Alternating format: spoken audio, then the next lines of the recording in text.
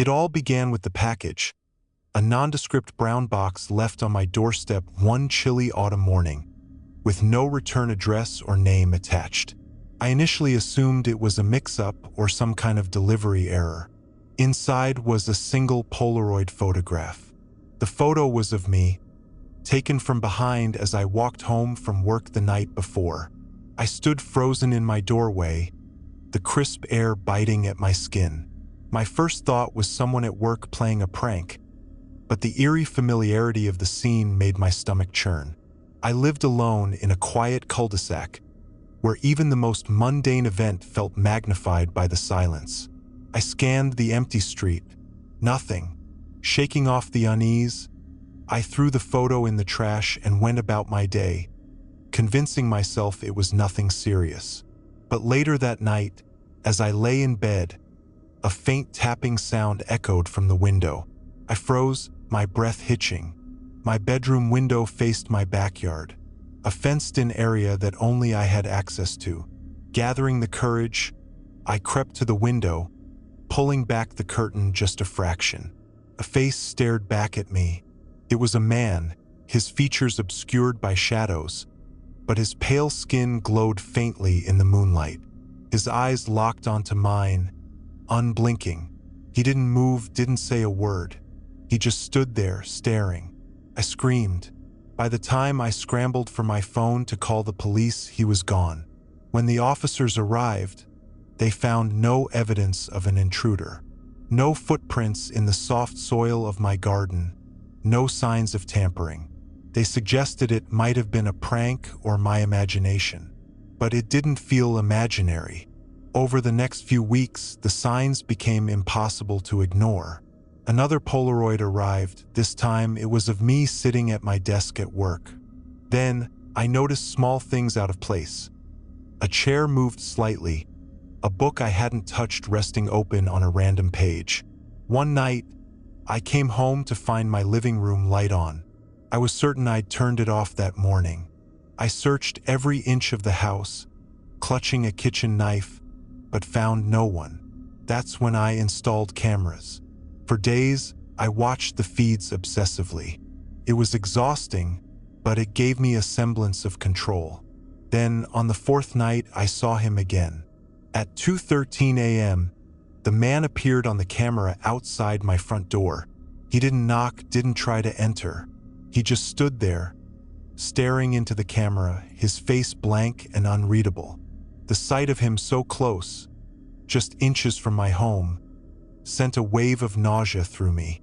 I called the police again, but by the time they arrived, he was gone.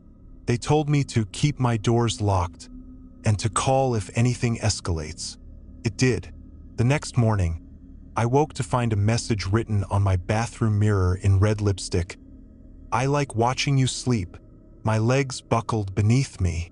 I hadn't slept well in weeks, but last night, I'd taken a pill just to get a few hours. He had been inside. I moved in with a friend after that, refusing to go back to the house alone. But he followed me there, too. One night, as my friend and I watched TV, the power abruptly cut out. We laughed nervously, assuming it was a neighborhood outage, but then her phone buzzed. It was a text from an unknown number. "You shouldn't have brought her here." The lights flickered back on, and there he was, standing just outside the sliding glass door, a knife in his hand. We both screamed. My friend grabbed a bat, and I dialed 911, my fingers shaking so badly I nearly dropped the phone. The police arrived quickly this time, catching him just as he tried to flee into the woods behind her house. They found a disturbing collection in his backpack. Photos of me, hundreds of them, spanning months. Some were taken from my backyard, others from inside my house. There were locks of hair, bits of clothing I hadn't even realized were missing, and a notebook filled with chilling details about my life. His name was Daniel, and I'd never met him before. The police told me he'd been following me for over a year, watching me, learning my routines. He'd broken into my house multiple times, sometimes just to sit and watch me while I slept. Daniel was sentenced to prison, but the damage was done. Even now, years later, I still feel his eyes on me. I've moved, changed my name, even switched jobs, but the fear remains. Sometimes, when I close my eyes, I see his face staring back at me, unblinking. And every time I hear a noise outside, I wonder, what if he's back?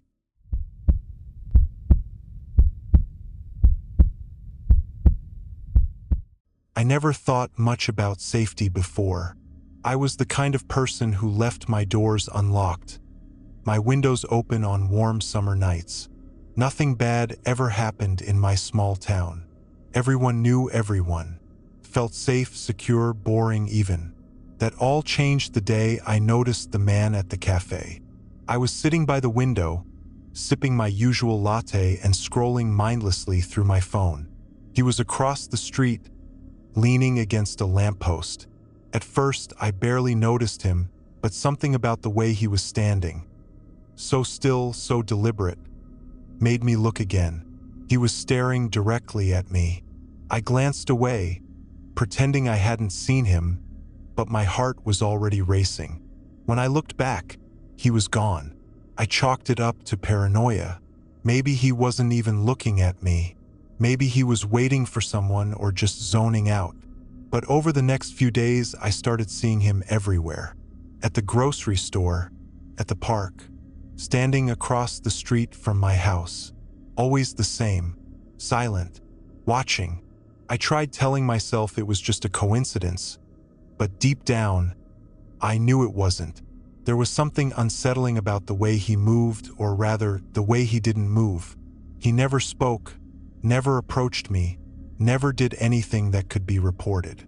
But his presence was suffocating, like a shadow that refused to leave. One night, I was walking home from a friend's place when I felt it. That prickling sensation at the back of my neck, the instinct that someone was behind me. I glanced over my shoulder, and there he was, 100 feet back, walking at the same steady pace as me. My hands clenched around my phone. Should I call someone? The police? But what would I say? A man is walking on the same street as me? Quicken my pace. So did he. By the time I reached my front door, I was nearly sprinting. I slammed the door shut and locked it, my chest heaving. I peeked through the curtain, but the street was empty. He was gone. That night, I barely slept. Every creak of the house, every rustle of the wind felt amplified, like a warning. I checked the locks 3 times before finally collapsing into bed. The next morning, I found something on my porch. A single rose, its petals dark red and wilting. My stomach turned. I called the police, but without any concrete evidence. They couldn't do much. They advised me to stay vigilant, maybe invest in some security cameras. I bought the cameras that same day and installed them around the house. For a while, things were quiet. I didn't see him again, and I started convincing myself it was over. Then one night, the cameras caught something. I was sitting in bed, scrolling through my phone, when I got the notification. Motion detected at your front door. My heart sank as I opened the app. There he was, standing inches from my front door, staring directly into the camera. His face was expressionless, his eyes hollow. He stood there for what felt like hours, but the footage showed it was only 5 minutes. Then he turned and walked away. I called the police again, showing them the video, but they still couldn't do anything. He hasn't committed a crime, they said. Just stay cautious. That night, I barricaded myself in my room, shoving a chair under the doorknob. Sleep was impossible. The next day, I came home to find my bedroom window open. I never left it open. My stomach dropped as I stepped inside. Nothing seemed out of place, but the air felt wrong, like the room wasn't mine anymore. On my pillow was another rose, this one fresh and vibrant. I packed a bag and went to stay with my sister across town. For weeks, I stayed with her, afraid to even go back to my house. I started seeing him again, though, at her grocery store, at the gas station, even once outside her house. How does he know where I am? One night, my sister and I were watching TV when the power suddenly cut out. We laughed it off at first, grabbing our phones for light, but then there was a knock at the door. It wasn't a normal knock. It was slow, deliberate. Knock. Pause. Knock. We froze. My sister whispered that we should call the police, but my hands were shaking too much to even unlock my phone. Knock. The sound came again, louder this time. Then the door handle jiggled. We both screamed. My sister grabbed a knife from the kitchen, and I finally managed to dial 911. The operator stayed on the line, calming me as we hid in the bathroom. By the time the police arrived, the man was gone, but they found footprints in the mud outside the door and scratches on the handle. I couldn't stay there anymore. I moved into a new apartment with better security, hoping to leave it all behind. For a while, it worked. I didn't see him. The roses stopped. Life started to feel normal again. Then, last night, I got a text from an unknown number. "You can't hide from me." Attached was a photo of me, taken through my new apartment window. He had found me again. I don't know what to do. I don't know how this will end. But every night, as I lock my doors and check my windows, I feel the weight of his gaze, somewhere out there in the darkness, watching, waiting.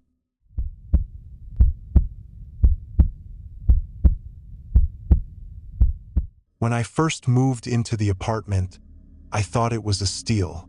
A 2-bedroom unit in the heart of the city for half the rent I'd been paying elsewhere? It seemed too good to be true. Looking back, I should have trusted that feeling. The first couple of weeks were uneventful. The place was older, with creaky floors and drafty windows, but I didn't mind. It had charm, character. The neighbors mostly kept to themselves, and I liked the solitude. But then little things started happening. I'd come home from work to find the windows unlocked, even though I was sure I'd locked them before leaving. Once, I found my bedroom door shut when I always left it open. And then there were the noises, soft, almost imperceptible, like a faint scratching behind the walls. At first, I blamed it on the age of the building. Old pipes, maybe mice. I even called the landlord, who waved it off with a laugh. This place has been standing for 60 years. It makes noise. Nothing to worry about. But it didn't feel like nothing. One night, I woke up around 3 a.m. to the sound of footsteps in the hallway. My heart raced as I lay there, straining to listen. The steps were slow, deliberate, stopping just outside my bedroom door. I held my breath, waiting for something, anything to happen. But after a few agonizing moments, the footsteps continued down the hall and faded away.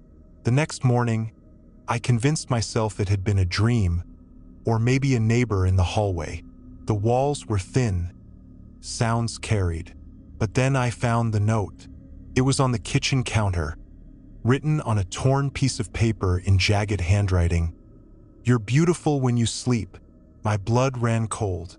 I searched the entire apartment, every closet, every cabinet, even under the bed. There was no one there. I called the landlord again, demanding he check the locks and security cameras. He sighed, clearly annoyed, but agreed to send someone over. The maintenance guy came the next day and assured me the locks were fine. "Maybe you left the window open," he said with a shrug. That night, I pushed a chair under the doorknob and slept with a knife under my pillow. The noises got worse. The faint scratching turned into tapping, rhythmic and deliberate. It seemed to follow me from room to room. In the bathroom, I'd hear it behind the mirror. In the living room, it came from the walls. One night, I was lying in bed when I heard whispering. It was faint, barely audible, but unmistakable. "I see you." I bolted upright, my heart pounding. The room was empty, but the whispering continued, growing louder, coming from everywhere and nowhere at once. I ran out of the apartment that night and stayed at a friend's place. She tried to convince me I was imagining things, that stress was getting to me, but I couldn't shake the feeling that someone or something was watching me. When I returned home the next day, the apartment felt wrong. The air was heavy, oppressive. I found another note on my bed. "Why did you leave? I missed you." I broke down crying. The police were no help. They searched the apartment but found no signs of forced entry, no fingerprints, nothing. They suggested I install more locks or even move out if I felt unsafe. I started making plans to leave, but before I could, things escalated. I came home late one evening after work and found my front door slightly ajar. My stomach dropped. I stepped inside cautiously, gripping my keys like a weapon. The apartment was dark, but I could feel it. Someone had been there. The furniture was slightly off, as if it had been moved and hastily put back. The smell was different too, a faint, sour scent that made my skin crawl. And then I saw it. On the living room wall, scrawled in what looked like ash or soot, was a message. "You can't hide from me." I packed a bag that night and went to a motel. The next day, I told my landlord I was breaking the lease. He didn't even argue, just nodded grimly and muttered something about previous tenants complaining about weird stuff, too. I moved in with a friend temporarily while I looked for a new place.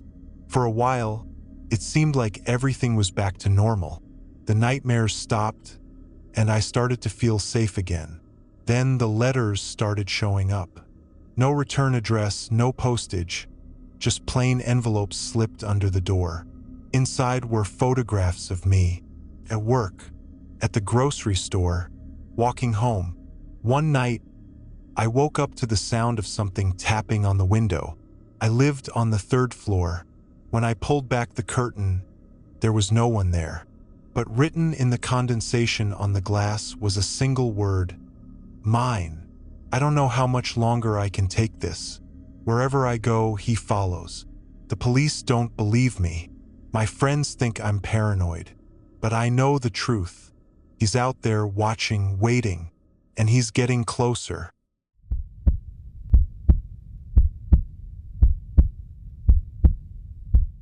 When I moved to the city for work, I was desperate to find a place to live. Rent was ridiculous, and everything in my budget seemed like it had been abandoned for a reason. That's when I found the listing. It was simple: roommate wanted, rent $500 per month, utilities included, quiet and private. The price was too good to pass up. I called the number, and within an hour, the landlord agreed to meet me at the property. The building was old and a little run down, but it wasn't the worst I'd seen. The landlord was a wiry man with sunken eyes and a too-wide smile. He seemed eager to hand over the keys. "You'll be sharing the unit with someone," he said as he handed me the lease. "Quiet guy, keeps to himself. You'll hardly notice he's there." That sounded perfect to me. I didn't mind sharing if it meant affordable rent. The first time I met my roommate, I was unpacking in my bedroom. I heard the front door open and close softly, followed by light footsteps. "Hey!" I called out, stepping into the hallway. A man stood there, tall and thin, with messy dark hair and pale skin. His eyes were sharp, almost too sharp, like he was trying to memorize everything about me in one glance. "Hi," he said, his voice barely above a whisper. "I'm Ethan." "I'm Claire," I said, forcing a smile. "Nice to meet you." He nodded but didn't say anything else. Instead, he walked into his room and shut the door. At first, Ethan seemed like the ideal roommate. He was quiet, never brought anyone over, and kept the common areas clean. The only odd thing was that I never saw him leave the apartment. I worked long hours and often came home late, but his door was always shut, and the light from underneath never went out. Sometimes, I'd hear him moving around at night, soft footsteps, the creak of his chair, the faint sound of whispering, but I figured he was just a night owl. One night, I came home to find the living room rearranged. The couch was moved to the opposite wall, the coffee table was tilted at an odd angle, and the rug was gone entirely. "Ethan?" I called out. No answer. I knocked on his door. "Did you move the furniture?" There was a long pause before his muffled voice replied, "It felt better this way." That was the first time I felt uneasy. Over the next few weeks, the strange incidents piled up. I'd wake up to find my bedroom door slightly open, even though I always closed it before bed. My food went missing from the fridge, only to reappear days later, uneaten but rearranged. Once, I found a single strand of dark hair on my pillow. I tried to brush it off. Maybe I'd left the door open. Maybe I'd misremembered what I had in the fridge. But the feeling of being watched grew stronger with each passing day. One night, I decided to confront him. "Ethan, can we talk?" I knocked on his door, louder this time. There was no response. "I've been noticing some weird things happening around here," I continued, trying to keep my voice steady. "If something's bothering you, we can talk about it." The door creaked open slightly, but no one was there. My heart pounded as I pushed it open all the way. The room was empty. Ethan's bed was neatly made, his desk spotless. The only sign of life was a stack of notebooks on the floor, each one filled with tiny, cramped handwriting. Against my better judgment, I picked one up and flipped through it. Page after page was filled with my name. Claire, Claire, Claire. Watching her. She doesn't know. Claire.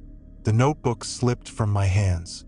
My breathing became shallow as I grabbed another. This one had drawings, crudely sketched images of me in my bedroom, in the kitchen, even in the shower. The sound of the front door slamming shut snapped me out of my panic. I ran into the living room, but Ethan was gone. I called the landlord the next day, demanding to know more about Ethan. "What do you mean?" the landlord said, his voice calm but wary. "I mean, he's creeping me out. He doesn't leave his room. He's writing crazy things about me." The landlord interrupted me. "Ethan moved out 6 months ago." My blood turned to ice. "That's not possible," I said, my voice shaking. "I've been living with him this whole time. I'm telling you, he's gone," the landlord insisted. "He left after a disagreement with his last roommate. Didn't even give notice." "What kind of disagreement?" I demanded. The landlord hesitated. "Look, I don't know the details. All I know is the guy he lived with before you said Ethan wouldn't stop watching him. The police were called, but Ethan vanished. Haven't seen him since. I didn't sleep that night. Every sound made me jump. Every shadow felt like it was hiding something. Around 3 a.m., I heard the whispering again, but this time it was in my room.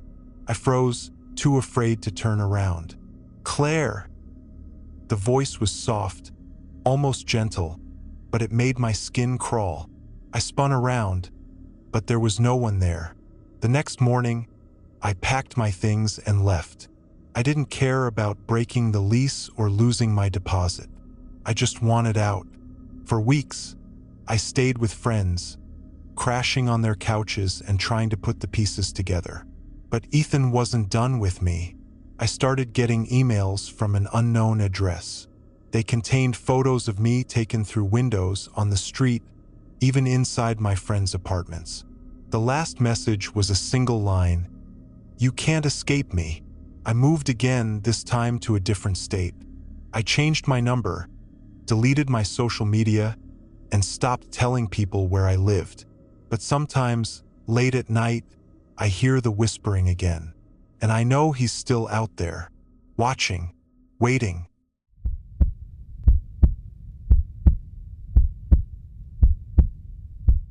It started with the missing cat. A week after I moved into the old Victorian house at the edge of town, my neighbor, Mrs. Delaney, knocked on my door. She was a frail woman in her 70s, with sharp blue eyes that didn't miss much. "Have you seen Mr. Whiskers?" she asked, clutching a photograph of a fat, orange tabby. I shook my head. "No, I haven't. I'll keep an eye out." Mrs. Delaney smiled weakly, but her expression held a flicker of something else. Worry, maybe even fear. "Be careful," she said before shuffling back down the path to her house. At the time, I didn't think much of it. Cats wandered off all the time, didn't they? The house had a charm I couldn't resist, despite its creaky floors and dim lighting. It was the kind of place that seemed to have stories to tell, its walls steeped in history. I was a writer, and I thought the solitude would help me focus. But the solitude quickly became oppressive. The first time I noticed something strange, I was working late into the night. My desk was set up by the window in the study, and the room was bathed in the soft glow of a desk lamp. As I typed, I caught movement out of the corner of my eye. I turned to look out the window, but all I saw was darkness. Still, I couldn't shake the feeling that someone had been there, watching. A few nights later, I was woken by a noise. It was a faint creak, like someone stepping on an old wooden plank. At first, I thought it was just the house settling, but then I heard it again, closer this time. I grabbed my phone and turned on the flashlight, my heart pounding as I crept through the house. Nothing. The doors were locked, the windows shut. But as I stood in the middle of the living room, I felt it. A chill creeping up my spine, like unseen eyes were boring into my back. The noises became more frequent, scratching beneath the floorboards, soft whispers in the dead of night, footsteps that stopped just outside my bedroom door. I started to notice other things too. My keys would go missing, only to turn up in places I hadn't left them. Doors I was sure I'd closed would be ajar when I returned. And then there were the notes. The first one was tucked under my coffee mug on the kitchen counter. It was a single word, scrawled in shaky handwriting, "Hello." The second appeared a few days later, taped to the bathroom mirror, "You're never alone." By the time the third note arrived, left on my pillow with the words, "I'm watching," I was too scared to stay in the house overnight. I confided in Mrs. Delaney one morning when I saw her tending to her garden. "This house," she said, lowering her voice, "has a history." She told me about the previous owner, a man named George Harlow. He was a recluse, rarely seen outside, but people in the neighborhood often heard him arguing with someone, though no one else was ever seen entering or leaving the house. One day, George disappeared. When the police investigated, they found a trapdoor in the basement, leading to a hidden crawlspace. Inside were dozens of notebooks filled with obsessive ramblings about a woman named Anna. "They never found out who Anna was," Mrs. Delaney said, her voice trembling. "And they never found George." That night, I couldn't sleep. Every creak of the house made me jump. At around 2 a.m., I heard it again, the scratching beneath the floorboards. But this time it was different, louder, closer. Gathering all my courage, I followed the sound to the basement. The air was damp and cold, and the single bulb overhead cast eerie shadows on the walls. That's when I saw it, the trapdoor. It was smaller than I expected, tucked into the corner and covered with a thin layer of dust. My hands shook as I pulled it open, revealing a narrow tunnel that stretched into darkness. I hesitated, every instinct screaming at me to turn back. But then I saw it, a faint glimmer of light at the end of the tunnel. Crawling through that narrow space was one of the most terrifying things I'd ever done. The air was thick and musty, and the walls seemed to close in on me. When I reached the light, I found myself in a small room. The walls were covered in photographs of me. There were pictures of me at my desk, cooking in the kitchen, even sleeping in my bed. In the center of the room was a chair, and on it sat a notebook. I opened it with trembling hands. The first page read, "Anna, you've come back to me." I dropped the notebook and stumbled backward, my head spinning. That's when I heard the footsteps behind me. I don't remember much after that.